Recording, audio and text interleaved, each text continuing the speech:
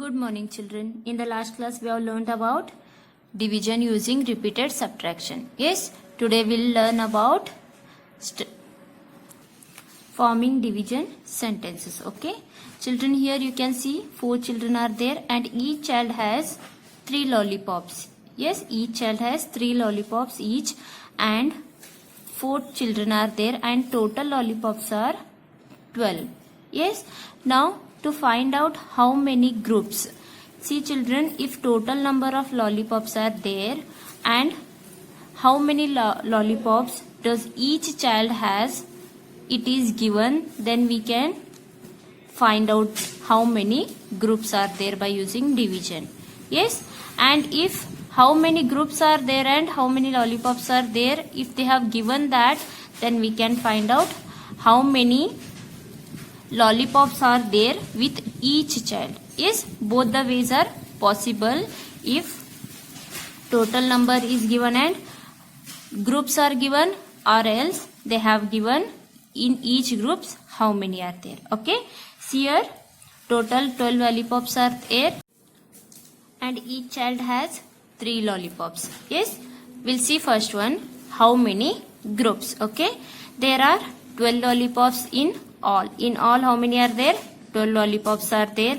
How many children will get 3 lollipops each? Okay, if you want to give 3 lollipops to one child, then how many groups you can find? How many groups you can form? That we can find by using, if you divide 12 by 3, because total number of lollipops are 12 and you want to give 3 lollipops to each child. Yes, so 12 divided by 3 if you want to find out, then 12 divided by 3 will be 4. Yes, this we can find out by like this. Okay, how many times 3 is 12? How many times 3 is 12? This we can find out by reminding the table of 3. Yes, 3 times 4 is 12. Yes, 3 4s are 12. So your answer is 4. Yes. Now in the second case, how many in each group? There are 12 lollipops in all. There are 4 children. Already groups they have formed. Now we have to equally distribute the lollipops. 12 lollipops. Then how many lollipops does each child will get? For that what we'll do? Total number divided by group. If you do, then you will get how many lollipops does each child will get. Okay, 12 divided by 4 will be 3. See here, how many times 4 is 12? 4 3s are 12. Yes, directly we can find out by tables. Okay, 4 3s are 12. Now in the next page they have given the exercise. See the exercise. Write the division sentence. Find the number of objects in each group. Okay, we'll write the division sentences here. See how to write number of objects in each group. That means in each groups how many objects are there. Total number of objects divided by number of groups. Okay, see here. Here 3 groups are there. Yes, 1 2 3 groups are there. Yes, right here 1 2 and 3. Okay, 3 groups are there and in each group 4, and count in each group how many objects are there. 1 2 3 4. In this 4, 1 2 3 4, 1 2 3 4. In each group 4 objects are there. Okay, now we'll write the division sentence. Okay, total number of objects to children. See, count total number of objects. 1 2 3 4 5 6 7 8 9 10 11 12. Total 12 objects are there. And how many groups are there, children? 3 groups are there. Yes, 1 2 3. 3 groups are there. Now how many times 3 is 12? How many times 3 is 12? 3 4s are 12. That is 3 times 4 is 12. Okay, 3 times 4 is 12. See children, in each group 4 objects are there. Like this you have to write the division sentence for remaining sums. Okay, B and C1. Okay, and next exercise is write the division sentence, find the number of groups. Okay, here they have asked number of objects in each group, and here we have to find number of groups. Okay, total number divided by number of objects in each group. If you do, then you will get how many groups are there. Okay, see here, A1, how many groups are there children? 1, 2, and in each group how many objects are there? 1, 2, 3, 4, 5 objects are there. 2 groups are there and 5 objects are there in each group. First children, you have to write in the first box total how many objects are there. In all, how many objects are there. Okay, here 5 and here 5, 10 objects. That is 10 balls are there. 10 balls are there total. Yes, then number of objects in each group. In each group how many objects are there? 5 objects are there in each group. 5 balls are there in each group. Okay, now we have to find out how many groups are there. Okay, already we know that how many groups are there. By using division we have to find out. Okay, how many times 5 is 10. Okay, 5, 2 times 5 is 10. Okay, 5 2s are 10. Correct? Using tables you can find directly. Yes, 5 2s are 10. Okay, 2 times 5 is 10. Now remaining sum B and C you solve and send me. Okay, now we'll see about division properties. Okay, there are 3 properties of division. Let's see first one. First property is when a number is divided by 1, then the quotient is, or the answer is the number itself. Okay, if you divide any number by 1, then the answer will be the same number. The quotient or answer will be the same number itself. Think, if you divide 9 by 1. Okay, if you divide 9 by 1, if you divide any number by 1, the answer will be the number itself. So the answer will be 9 itself here. Okay, if you divide 9 by 1, then the answer will be 9 only. If you divide 100 by 1 also, the answer will be the number itself only. This is the first property of division. Okay. If you divide any number by 1, then the answer will be number itself. Okay, this is the first property of division. Then the second property is when a number is divided by itself, the quotient is 1. If you, or the answer is 1. Okay, if you divide the number by itself only, then the answer or quotient will be 1. Okay, see for example, if you divide 98 by 98 only, then the answer will be 1. Okay, if same numbers are divided, then the answer is 1.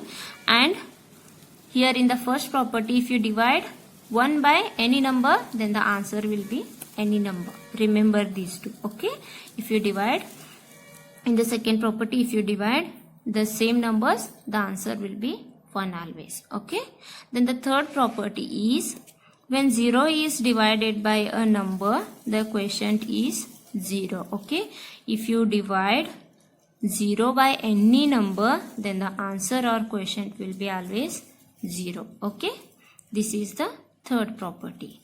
Now we'll solve the exercise given about the properties. Okay, see the first exercise, write the missing numbers. A1 dash divided by 1 is equal to 8. See children, if you divide any number by 1, then the answer will be the same number itself. So here which number will come children? Here answer is 8. Then 1 is divided by 8. 8 is divided by 1, then you will get the answer 8 only. Okay, if you divide any number by 1, then the answer will be the same number. Okay, here 8 is divided by 1, so the answer is 8 only. Okay, here 10 divided by 1. If you divide any number by 1, then the answer will be the same number, that is 10. Okay, then the remaining sums you will solve and send. See a second exercise. Write the missing numbers.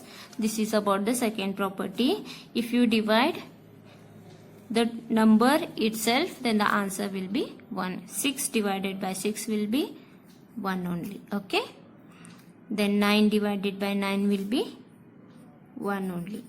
If you divide the same numbers, the answer will be 1. Okay, then third exercise, write the missing numbers.